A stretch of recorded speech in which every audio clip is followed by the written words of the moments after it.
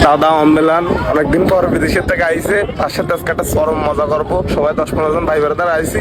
বলিস আমি আমার বড় অ্যাক্সিডেন্ট করেছি, কারণ সে হাতও না খেয়ে মানে ছুট দিয়ে চলে আসতে নিরালাতে। আমি তার সাথে আজকে একটা প্ল্যান করবো, ঠিক আছে?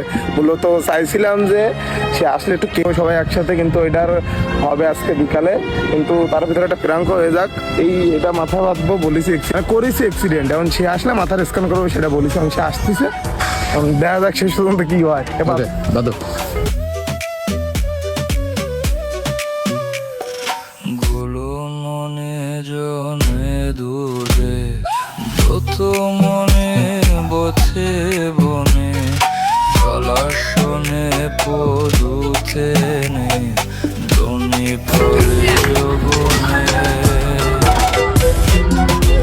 আদা যেহেতু হয়ে যাচ্ছে, তার সাথে একটু কথা কয়ে নেই, সে কত দূর আসুক, দেখি কি বলে সে।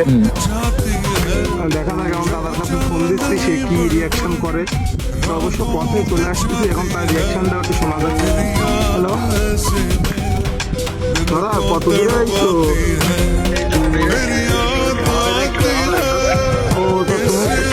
তুমি আসো তাড়াতাড়ি, ঠিক আছে? মাথা থেকে রক্ত বেরোচ্ছে তো, বসা যাচ্ছে না, যেখানে বসে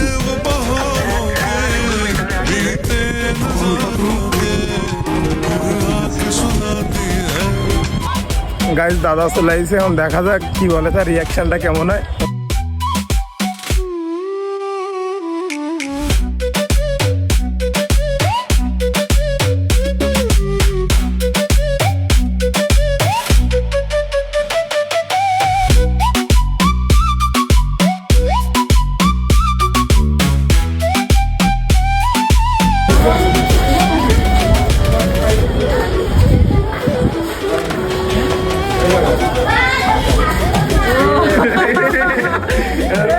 ছিল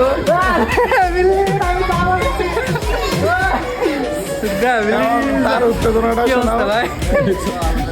আমি আর দুজন আলোচনা করতে চাইছি যে হয়তো কোনো আমি সিরিয়াস করেছিলাম, সিরিয়াসলি আমি বুঝতে পারি এরকম করা উচিত না, কিন্তু যেহেতু সে বিদেশ থেকে আইসে এবং তারও একটা উত্তেজনার বিষয়টা দেখার দরকার ছিল, হঠাৎ করে সার্ভে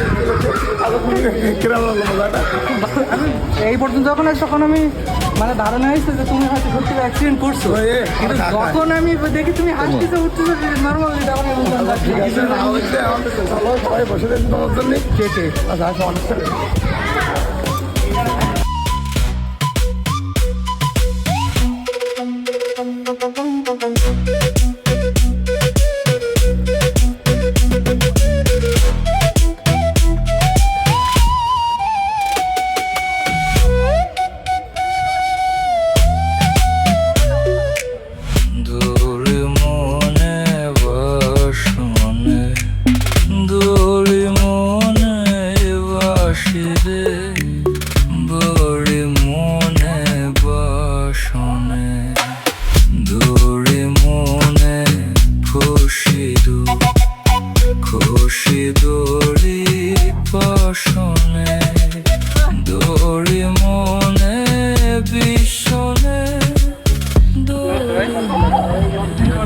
ও যখন বলছে তখন আর কেউ মিথ্যে কথা বলছে, এটা হয় না, কিন্তু কতটা মিথ্যে কথা বলে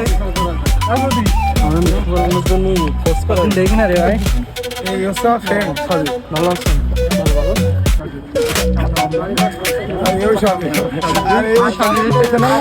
ওদিকে তোমার খেলাতে ছিল টানি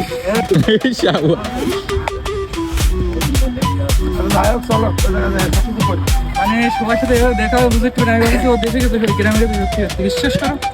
আর যখন ও বললো যে অ্যাক্সিডেন্ট করেছি, তখন তো মনে করো আমার রুমের ভিতরে খাওয়া আটকাইকে থাকতো। আমি দাদারে ফোন দিয়েছি হাতে, আমি দাদা কি অবস্থা, কি দেখি এরকম কথা বললো, সত্যি কি হবে নাকি? আস্তে আস্তে কত প্ল্যান, ওরা কোন হসপিটালে ভর্তি করবো, কোন জায়গায় কি করবো, সব প্ল্যান করতে করতে আইছি। আমি ওরা করতে থাকি, কতটা মিথ্যে কথা কবে না, আর কেউ মিথ্যে কথা প্রশ্ন করতে করছি রক্তকে বিরোধ না ধরে হাসি ফেলাইছে, তখন আমার মনে খটকা লাগিয়েছে। ভালো আছে, এটা অসংখ্য অসংখ্য ধন্যবাদ। হ্যাঁ, ঈশ্বরের কথা অসংখ্য অসংখ্য ধন্যবাদ, ভালো আছে।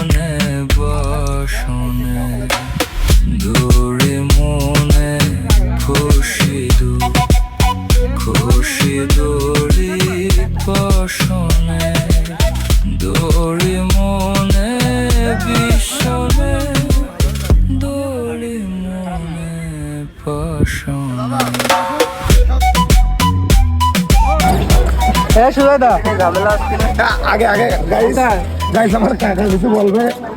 আচ্ছা উনি খাইয়ে নাও কার আমাদের যে এত এত বড় একটা ভিডিও, এত খাটনি, এত সবকিছু সব এই ব্যক্তিটা। এই কিন্তু আমাদের মনে করো যে